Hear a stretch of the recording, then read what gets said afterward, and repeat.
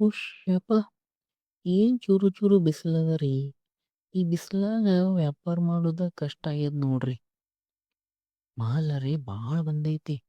ಹೆಂಗಾರ ಮಾಡಿ ಖಾಲಿ ಮಾಡ್ಕೊಂಡ ಹೋಗ್ಬೇಕ್ ಮನೆಗೆ. ವ್ಯಾಪಾರ ಆಗ್ಲಿಲ್ಲ ಅಂದ್ರ ತಲಿನೇ ಬೌ ಅಂದ್ ಹೋಗ್ಯದ ನನಗ. ದೇವ್ರೇ, ನನ್ನ ವ್ಯಾಪಾರ ಚಲೋ ಆಗಂಗ ನೀನ ನೋಡ್ಕೋಬೇಕಪ್ಪಾ. ಬರ್ರಪ್ಪಾ ಬರ್ರಿ, ತಾಜಾ ತಾಜಾ ಮಾವಿನ ಹಣ್ಣವ ಬರ್ರಿ. ಏನ್ರಿ ಚಿಕ್ಕುವರ ಈ ಸರಿ ಯಾವ ಹಣ್ಣ್ ತರ್ಸಿರಿ?